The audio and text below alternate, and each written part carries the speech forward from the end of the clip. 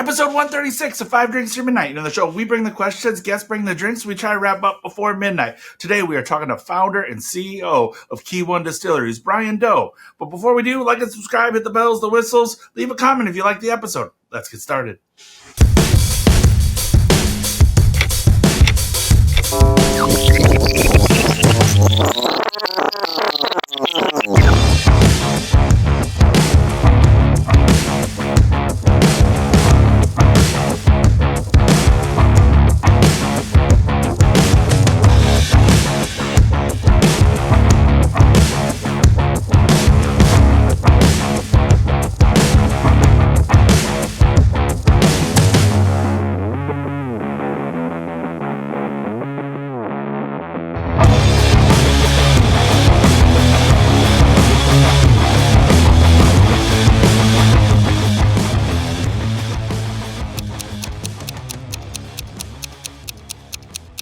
Bryan, thank you so much for joining us. Five drinks or midnight, five drinks, five questions, midnight, whatever comes first. This is going to be a weird one, but because we've already passed your midnight. But how are you doing today? Hi, I'm good. Thanks for having me on, Tim. This is Uh, exciting for me. Saw you guys in New York about less than a month ago. yeah, Exciting for us to be launching Q1 officially in the United States. Doubly excited because I am American. I'm Korean American, so it's good that it's going back to the homeland, America, to show you guys what Korean whiskey is all about. yeah, I'm so excited that BCB, like the kickoff party, and then BCB, like I mean, I think I hit the your guys' booth like at least like 4 or 5 times a day. So like that, it was just again, Q1 is quickly becoming one of my favorites. So Awesome. that it was so great to get to meet you, and I'm so glad that we're doing this now today. I guess question one, jump right into it. What are we drinking first? Let's get into it. It's 9 a.m. for me, but it's really time for you guys. But I'm used to it. By 10 o'clock, we're doing tastings here, Okay, anyways. Um, just to show you, you still in the back. beautiful. Again, we had to go in the back cell because we have a bunch of skylights, and because it's in the morning, you couldn't see my face if I'm facing the still. So you're seeing the backside of the stills. So I guess it's gonna be cool because I think a lot of people don't get to see the backside of the stills That's awesome. where all of our safety valves and everything is. You don't get to see the pretty copper cuts No, from the front. That's what it is. uh, Um, and what we're gonna taste. We're gonna go off on batch one. This is available now in the US also. P1 batch one, it's our signature. If you guys can get it, batch one, two, and three are now only available in the US. It's sold out in Korea, everywhere else. So you guys are the only people that get that. So get your hands on them if you can, because it says batch one and it's our first release. It's our first release. It's our Virgin American oak. Um, we love this. This is what kind of made us say, hey, let's launch our whiskey. We knew it was good. We started winning awards and we are like, okay, let's do that. And that gave us our confidence. Um, Beach One is basically our bread and butter right now. Andrew found our master distiller and I thought, let's go heavy on the virgin oak on the beginning, and all of our virgin oak and American oak, of course, is coming from Calvin Cooperage in Kentucky. For some of the nerds out there that need to know, it's Wisconsin oak aged. I think we've asked them for 16 months, term number three, and yeah, we're getting them in regularly. We were getting a ton of them in. We've kind of slowed down on our original and we've increased in first fill bourbons. But at the beginning, when we were making this puppy, we had more virgin oaks coming in because we knew it was going to mature faster for us. I know there's a lot of people that think virgin oak is going to be a little too woody and and some of it is off-putting sometimes, but ours have been maturing beautifully. I think it helps because we are in Korea. The Korean climate is similar to New York. We've got really, really cold winters and really, really hot and humid summers. And another thing that's good for us, we're about 35 minutes north of Seoul in South Korea, not in North Korea, in South Korea. And we enjoy the terrain that we're in right now is really mountainous, and we're on top of at top of a mountain, not on top of a mountain. We're on the north face of a mountain. So during the Mhm. winters, come January, we don't see the sun. The Oh sun doesn't wow. set. Over the mountain that is in the back of us. So it starts off about negative, I would say, 5. Uh, that's an average in January. And then come end of January, it gets down to like negative 15, negative 20 some days. So it'll Wow. average around negative 15 during the winter. And so what that does is, and it's 100% dry.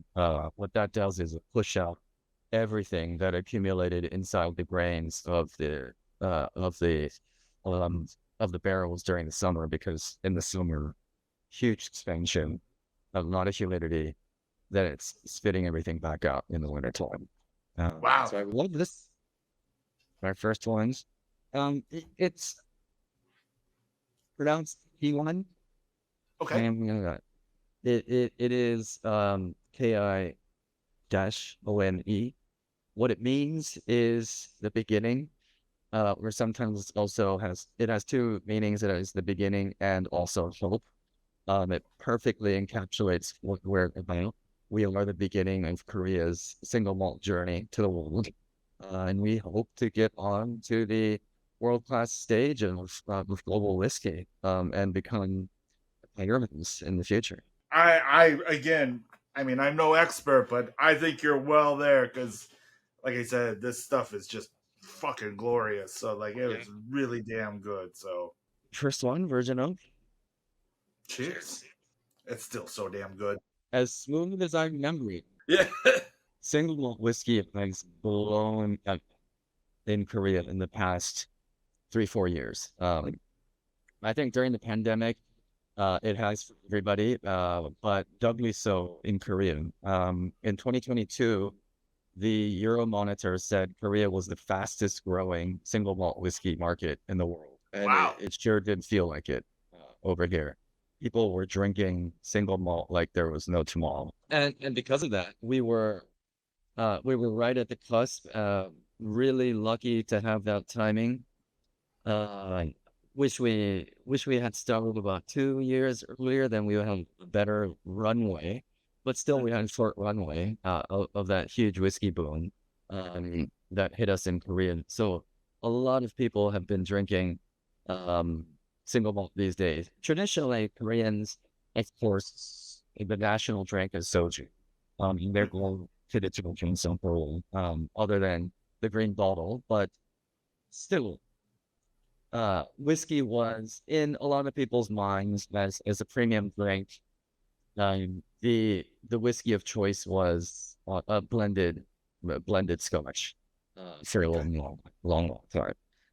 Now that's moved over to single malts, Oh which wow. we're very happy about.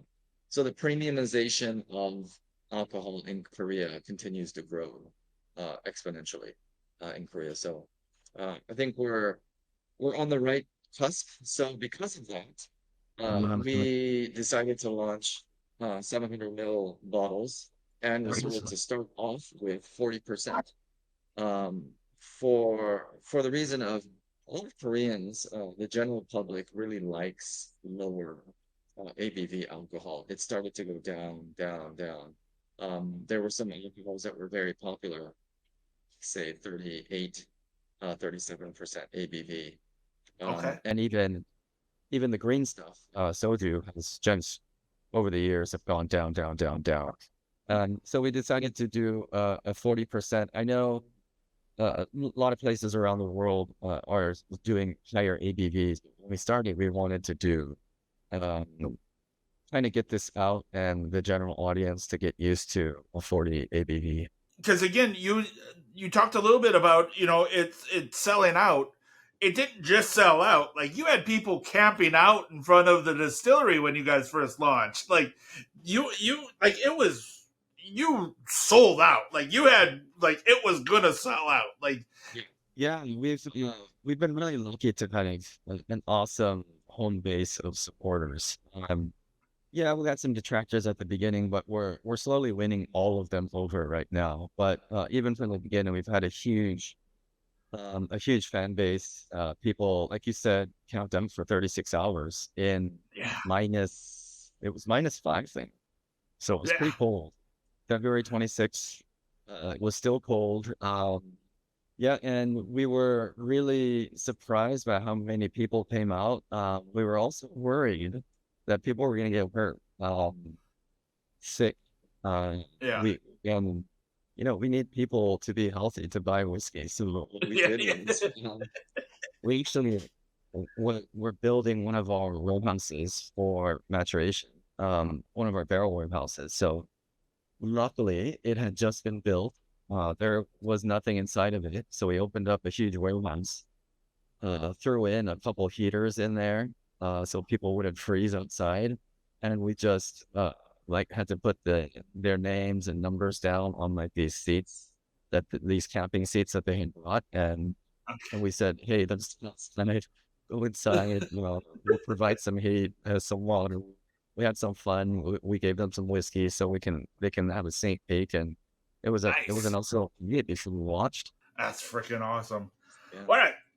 Well, question one, it's always a little bit of an origin story, but how does a Microsoft executive get into the beer business, into being a bar owner, and then end up back in Korea, like, making whiskey? So how'd you get into the, I guess, craft spirits business?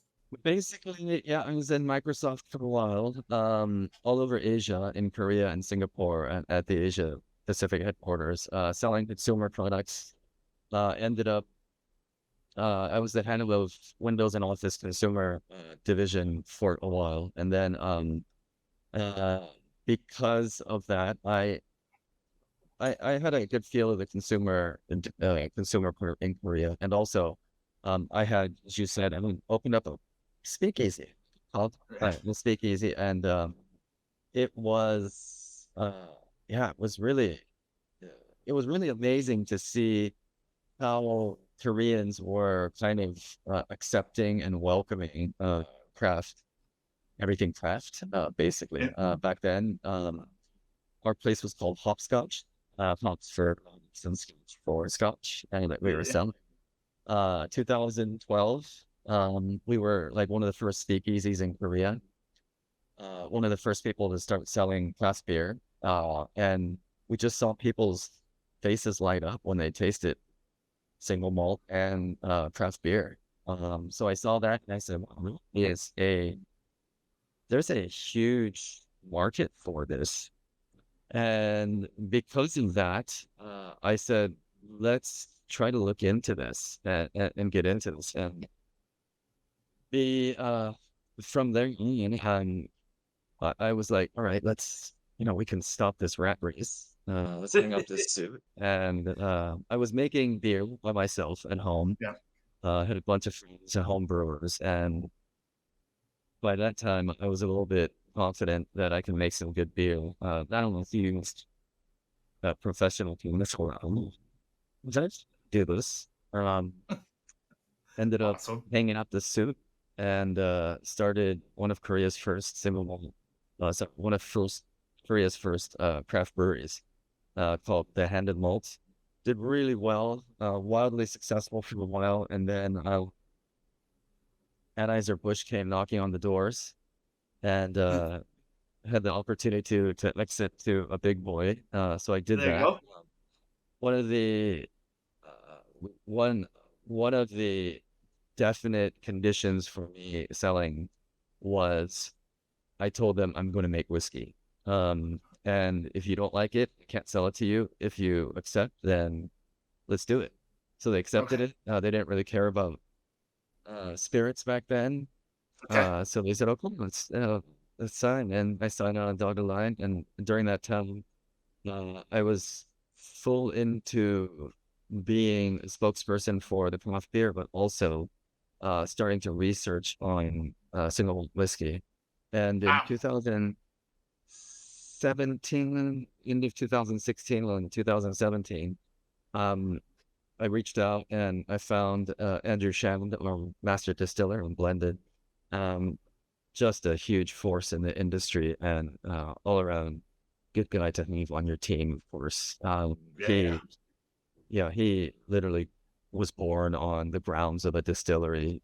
Father was part of Glenlivet, was a managing director there.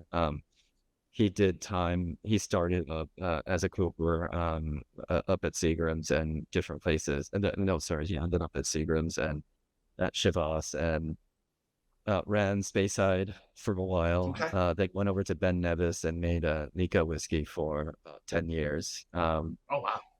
Yeah, so such a great person to have on the team. Then contacted him while he was on Virginia Distilling Company, think making Courage and Conviction. I think that's what it's Yep. called. Okay. Yeah. Then he was kind of doing a lot of projects in the U.S. and I said, "You want to start this project in Korea with me?" Him and Mulder, him and I just hit it off. Yeah, he's got the same kind of working habits as I do. So yeah, we hit it off. He loves everything about Korean, spicy food. Nice. We have some great musical trails. Back then I was cycling too, but not as much as Andrew. Andrew's I don't even want to say avid. He's an insane bicyclist. Okay. Um, so yeah, and all of those things clicked, and he ended up coming in, and we were looking at sites all around Korea, and we ended up in the location that we were now for many reasons. But yeah, one of the reasons was Namyeongju is where we're at. We're known for clear water. We're known for clear spring water. That's Okay. kind of what the area is known for. So that's one of the reasons we chose here too. That's awesome. Well, I mean, that's question one, and also just a huge congratulations. I mean, you just keep climbing that ladder, and I think it's fucking awesome. So, cheers to you. Thank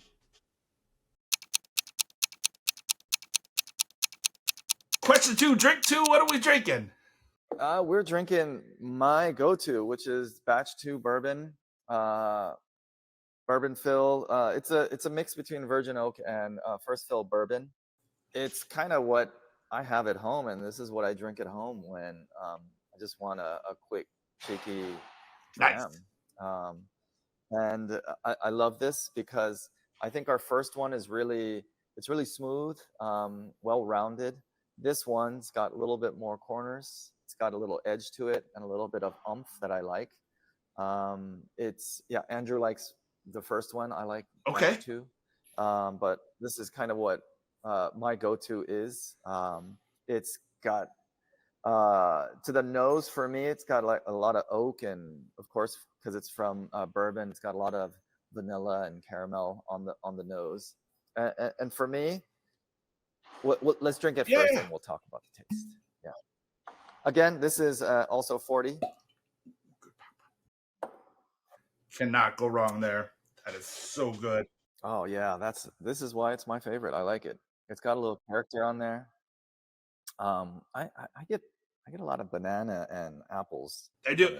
And one of the things also, the finish is on purpose. We wanted to do.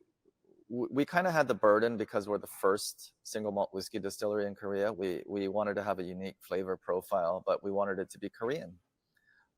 So one of the things that Andrew and I kind of played around with at the beginning was, what are we going to do to make it Korean, Korean-ish in the flavor? Finally kind of had an aha moment while we were eating lunch. If you've been to a traditional Korean restaurant, there's a lot of side dishes that come out. They'll have like kimchi this, or they have a fermented this, and they'll have another fermented thing here, and then the main dish will come out afterwards with the rice. So the main dish usually is a good spicy Korean dish with some gochujang in there, whether it be a soup, a stew. That time we're having a kind of a spicy pork.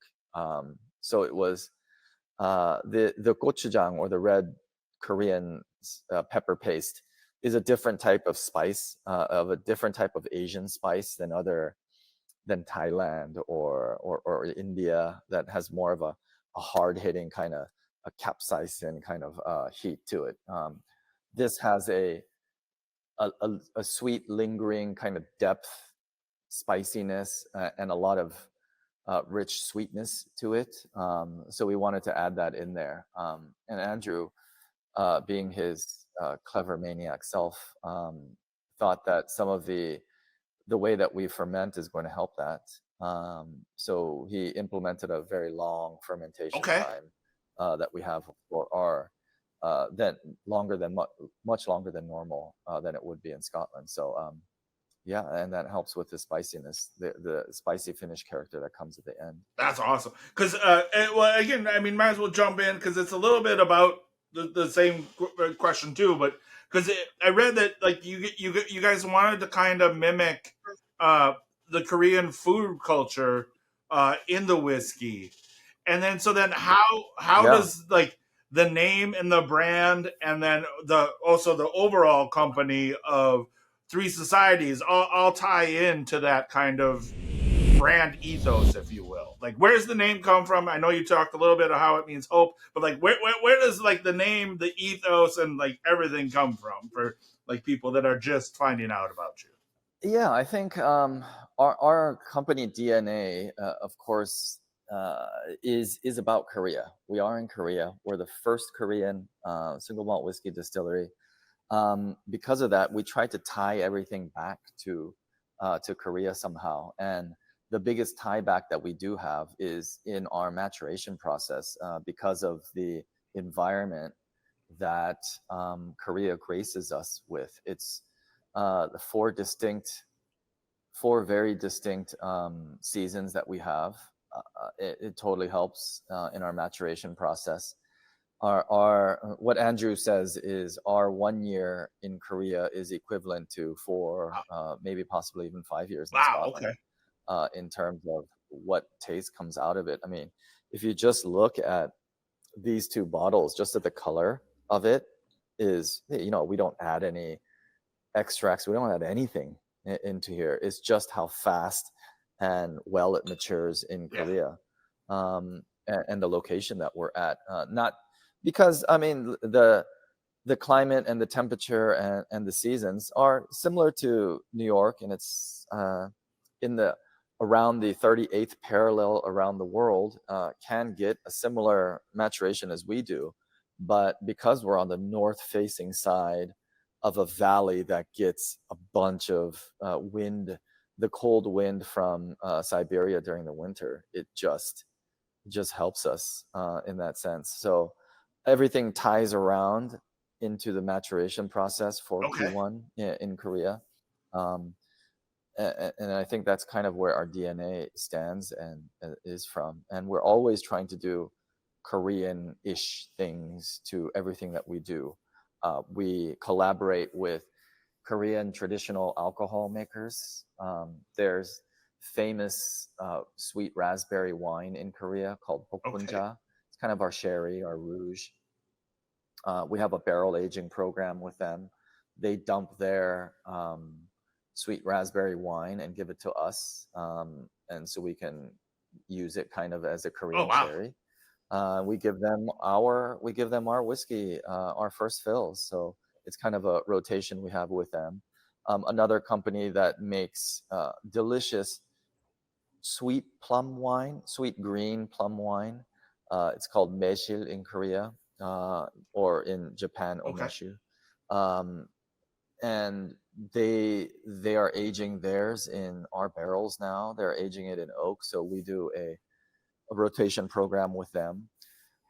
So we're trying to use a bunch of Korean things that the Korea local environment and the local industry is providing for us. Nice. So then you said that batch 2 is your favorite. What would you pair with this? Like if you were going to go out and have a really great meal, what would be the meal that you would pair with this amazing whiskey? Easy. I did this last night and had whiskey last night with it, but it's Okay. pork. It's Korean pork. It's samgyeopsal, grilled pork. It was delicious. Just the smokiness from it. We had actually a different type where it wasn't on just fire. Sorry, it wasn't on gas fire, but it was on a wood fire and a coal. Yeah, and it just matched perfectly with whiskey. Amazing. Right. Well, I usually save this to the end, but the next time you're in town, we have to go eat and drink together because this is just, I mean, yeah. All right. Well, there we go. Super easy. Question 2 in the bucket. Cheers.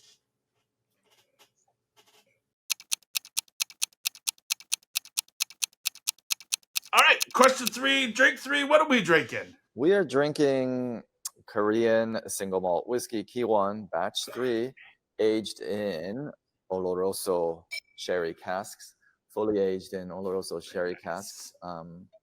We have a great partner in Spain that just has been sending us the best casks. Sometimes it's hit or miss, but we've had this partner in Spain for a while that's been sending us the best sherry casks.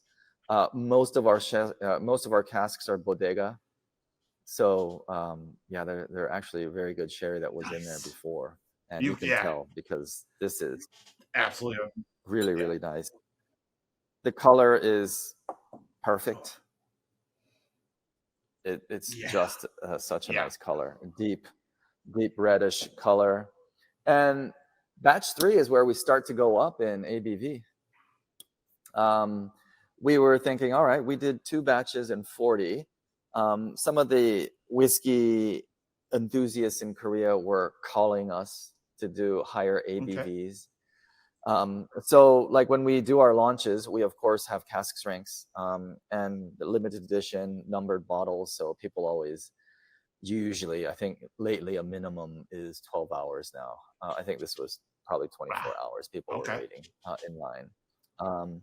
But yeah, from here on out, we were listening to some of the enthusiasts, some of the fans that like us, and we're like, hey, bump up the ABV. So we did.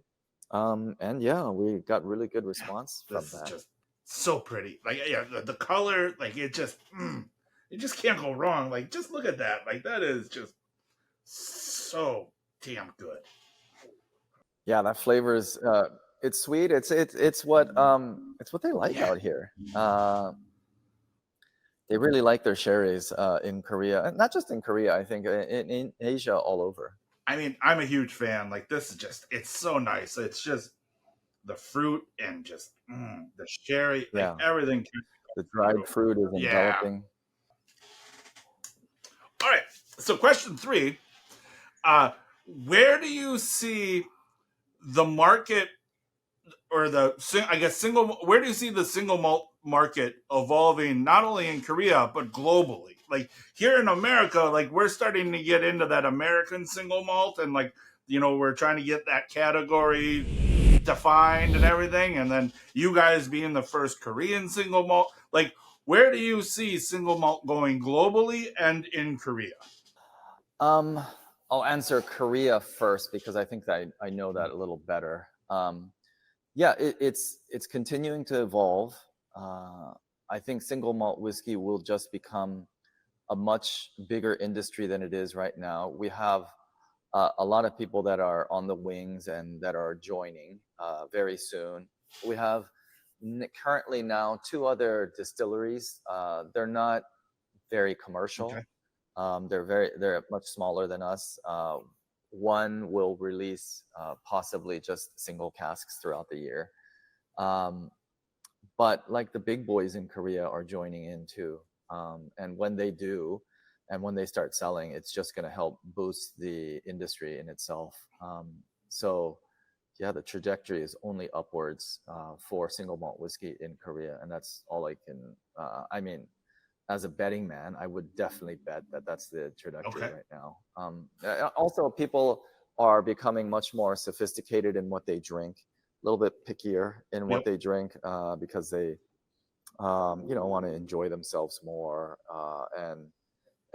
and everything that comes with having a nice single malt, just sitting down with friends and enjoying conversation. It's the only way forward, I think, for a single malt in Korea. Even the other traditional Korean alcohol companies, we are the biggest importer of barrels into Korea, and we sell tons of barrels to traditional Korean companies, Korean alcohol companies, and it's similar to what has happened in Japan. If you see the sake companies that are converting to whiskey, they have a huge amount of new distilleries that pop up all the time every year, and it's because the traditional sake soju companies in Japan are turning into that, and I can see Korea going in the same direction as that too right now. I mean, tons of traditional Korean alcohol makers are buying casks from us. That's awesome. Yeah, that's local. In the global stage, I think, it's just, I think if you look at the competitions, they kind of have Scotch and then possibly Japanese whiskey in their own category that they have. And then they have the world other whiskeys. But, there's powerhouses already outside, in my opinion, for, India, Taiwan. I think even the US has some really good distilleries up and coming, and especially in Korea also. Not just us too. I mean, there's some European countries that have it. So, and because of non-age statements are becoming more and more acceptable to the crowd, because we don't live in a flat earth. There are different maturation periods.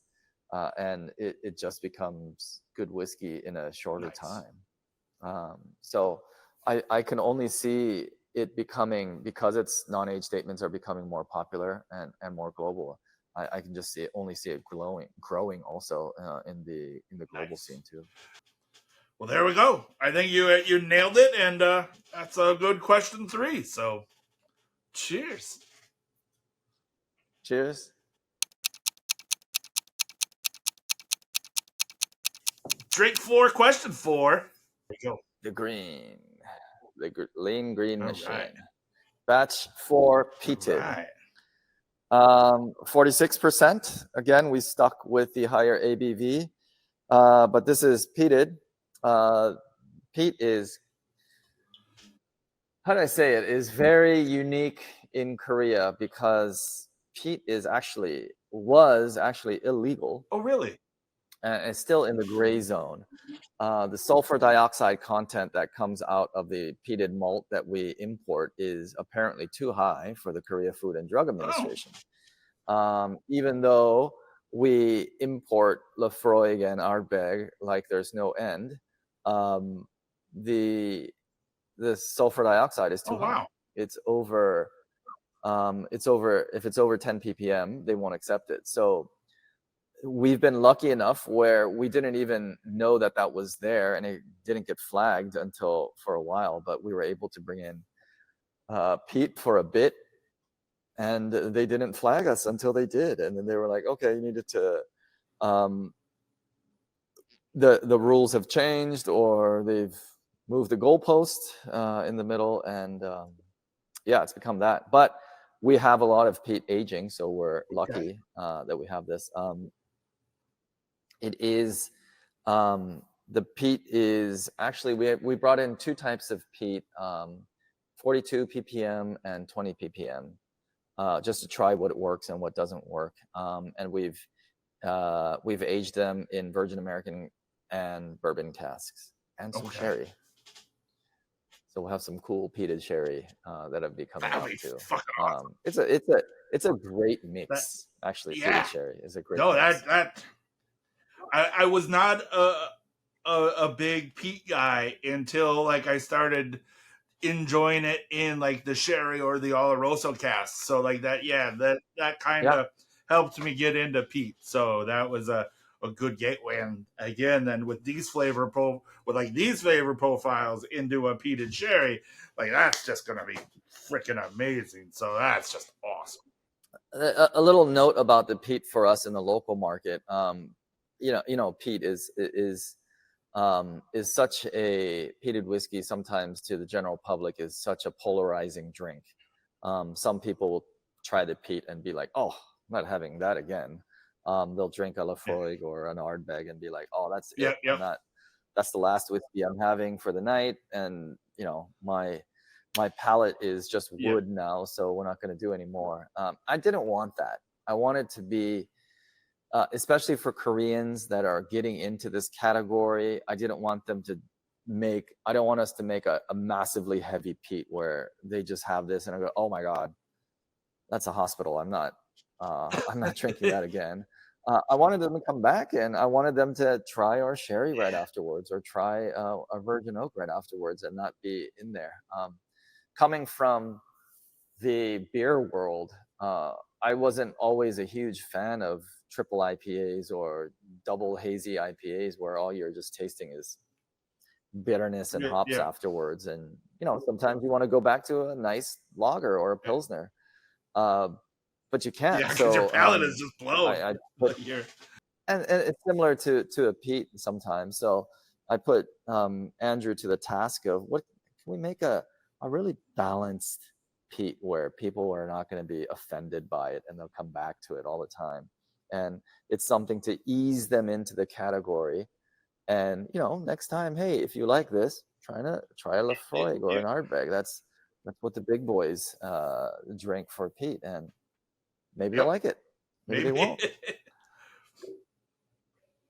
Well, again, this just has such an amazing aroma. Like the nose on, because you get that hidden of peat, but then there's just all those other flavors that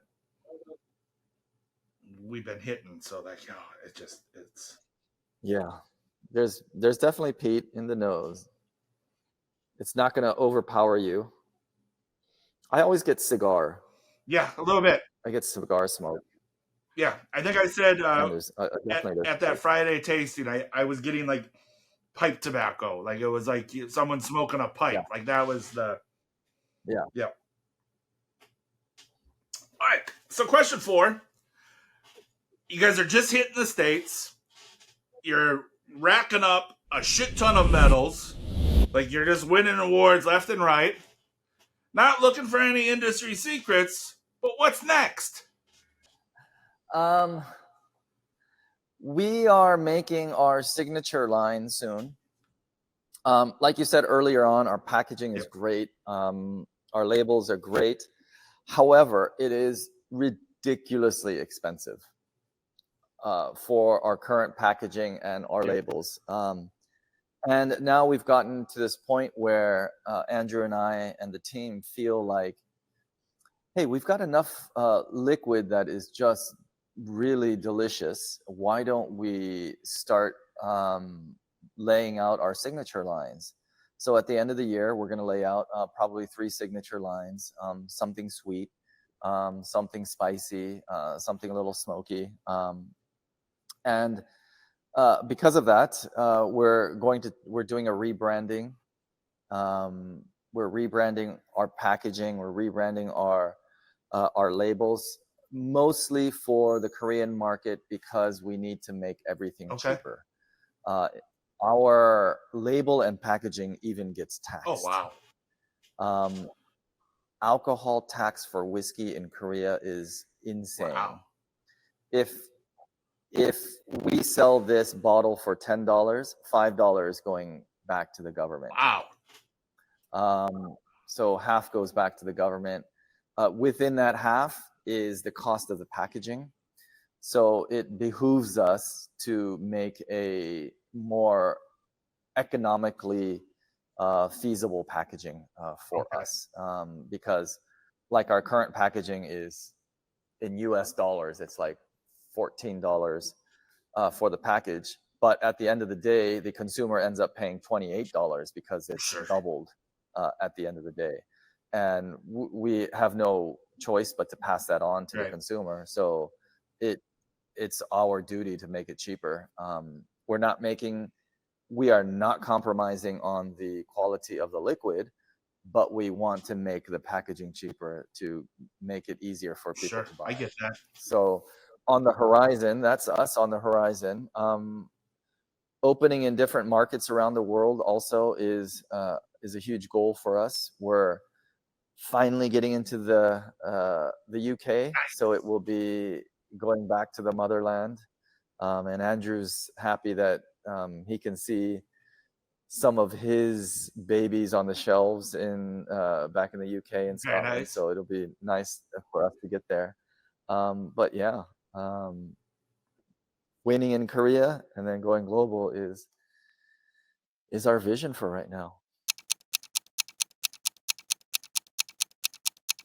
Well, then we'll just jump into question 5. We should jump into the All right, gin. cool. Yeah, we've got limited edition gins here for people that come to the distillery. Also, any one of your fans or you, of course, if you're ever in our neck of the woods, let us know. We'll give you guys Very a nice. tour of the distillery and let you taste the limited edition gins that we have. We've got an awesome gin that we're going to send to the US soon. That we've been keeping here and that sold out literally in seconds, which is our peated gin. Is insane. It is crazy. It's kind of it's a oxymoron. Okay. But this in itself is an oxymoron because it's a single malt gin, a sipping gin. We don't have a ton of this going around where the bartenders are drinking and mixing this in their Negronis because it's just so flavorful. It's so unique in itself. It's a single malt gin. Again, we're using the same base spirit that goes into our whiskey. So instead of going right into our filling station there, it goes left into our gin stills in the bottom room. Or R&D stills, and we triple distill it. It gets distilled one more time. All the usual suspects are in there, from your junipers to coriander to cardamom, licorice, citrus. But also we have a Korean twist to it. We have ginseng, pine leaves from the back of our distillery that Andrew, each time we distill, goes to the back and brings back a basket full of pine leaves that we can shove into the basket. Then we have chopi peppers in Korea, or sancho peppers, more widely known. And the last one, which is kind of like my favorite, and I love this herb or mint, is a perilla leaf. It's eaten all the time with Korean barbecues. If you're at a Korean barbecue joint, you can always see it. It's kind of that triangular leaf, minty, fresh. So I love that, and we put a bunch of that in there. So there's the 4 Korean botanicals that go into our Chungwon gin. Chungwon means the garden, because that's where all of our botanicals come from. We actually grow our own coriander, and we put Korean coriander in there too. But yeah, it's just such a different gin, and everybody that tastes this gin is like, whoa, this is totally different. You cannot put this in a Negroni and let it shine. In Korea, if there's a lot of bars that sell this, because the bartenders tend to make a signature drink out of this that they think that they want, that will accentuate this drink. And again, I joke when I say this, but this is a gin for people that hate gin. You'll end up loving this gin. That's nice. Oh, yeah. That floralness Ooh, I always love this. Oh, it's 47%. So it's not. Yeah, it's a creeper. It will creep up on you. That's even better. I had this last night in a gin sonic. Okay. So just on a hot night, gin, really nice ice, and soda. Perfect. Very nice. If you want a little bit more flavor in there, a lime wedge or a lemon wedge, and that's all you need. That, in my opinion, is the best cocktail mix for Chongwon. It just brings out everything. So question 5 comes down the flip of the Whiskey Wednesday coin. You can flip it, you can spin it, you can do whatever you want. The coin will give us the answer. You don't have to answer, but please feel free to answer if you would like. But we read that beer was your reward while you were in college. As a reward, you would go get a nice beer, but then at home, so you would go home and you started making beer. But when you were showing off your beer to your friends, they said it was just okay. So if you, question 5, if you could go back in time and do it all over again, would you? Well, yeah. That came out right with the coin too. Yeah. I mean, I used to when I went to college, I rode at UCLA. I was on the crew team, and we would, as a team, we would just go out to the local bar and have whatever beer. And one day, I don't remember, either we did really well or we did really bad. And I said, all right, I'm going to treat myself to an expensive beer at the bar, which was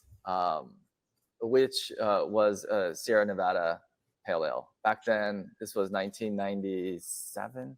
No, sorry, 96 or 95. And yeah, back then that was like for college kids. Yeah, and and that got me hooked.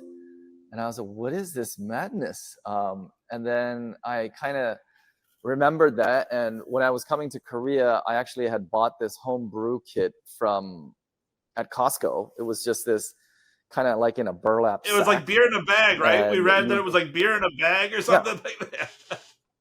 Yeah, that's all it was. It was beer in a bag. And when I come to Korea, I didn't have any money. So I was living in this like half basement where it was perfect to make beer. And yeah, I made the beer, and yeah, it tasted okay. It was all right. It wasn't nothing to jump up and down about, but it was good beer. And had free beer for a while and forgot about that. Then when I came back to Korea, after I'd lived in Singapore for a while, had a little bit more money. So I was able to buy some proper equipment and was making good beers. I thought it was pretty good. Maybe I was ahead of myself, but yeah, I thought it was okay. I wasn't making mind-blowing stuff, but it was still good. And friends were telling me it's good, but I think now that I think about it, it was good because it was free. Well, then they shouldn't be complaining. If it's free beer, then they shouldn't be complaining. True. I just like when I found that piece, like it just I just kind of loved how like like the Marvel timeline you had, and like it could have just fractured off of being like, oh, a friend said he was okay at making beer, and then you kind of fractured off to create a new timeline. Like, what would have happened if there would have been like, yeah, that was really good, or that sucks. Like, what would have happened? Just again, I just found that like the whole like multiverse timeline going. Like, is there still a version of you that's still at Microsoft and in your suit, like you said, and just being miserable? And yeah. Oh, probably. Yeah, maybe there could have been. I think I was ready to leave Microsoft. I didn't know what I was going to do until I had started the bar, and then I saw people like literally people's faces were lighting up when they were drinking like this craft beer. They're like, "What is this?" And then I would give them. Back then, we were selling a ton of Oban and Balvenie and Glenfarclas. Yeah, we were selling a ton of Glenfarclas, and people were like, "Whoa, what is this?" Like we've had like Ballantine's was the drink of choice because that's kind of what their fathers uncles were drinking all the time. Very good blended Scotch, but giving them single malt, I think, adds another dimension to that. So it was just cool to see people's faces, like not just light up, but kind of be curious about what it is. And the cooler thing is our bars were majority women. It was like 8 to 2, 8 women to 2 men. Craft beer bars. Imagine that in the US, where everybody's drinking beer, where everybody who's drinking IPAs have beards and kind of sitting in the corner being angry. But it was in Korea, just the opposite. Totally different vibe. The gender was totally opposite. So it was that's really awesome. Cool. Like again, I just can't imagine and even if you go to like hardcore malt bars in Korea now, or especially cocktail bars, it's more women than if you go to like the really hardcore enthusiast bars.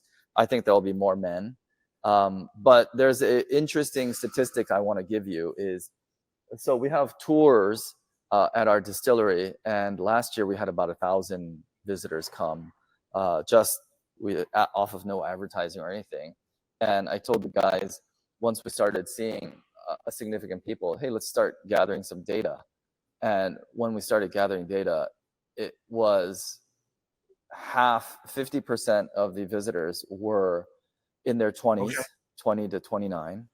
So very young single malt whiskey drinkers. And of that half of them were women. Split right down the middle. Yeah. So it was a lot of women. It was a lot of women bringing their boyfriends going, hey, let's check this place out. That's awesome. We get to keep the fans that come here from their 20s for decades on. When they go to 30s, 40s, 50s, they'll remember key one. They've, if you go to a distillery, you're always going to remember your drinks at the distillery. And we get to target a totally new audience, which is female women. No, that's most brands would pay real good money to have that kind of number. So like that is yes.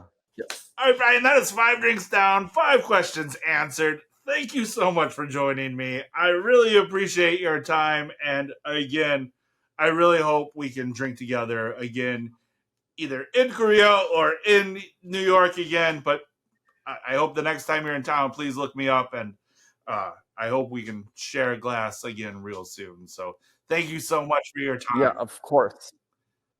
Thank you so much, and love drinking it. And I'll see you soon, either in New York, or you should come to Korea. I think I need to come to Korea. So I think that is a damn good. But all right, cheers to you. Thank you so much. Cheers.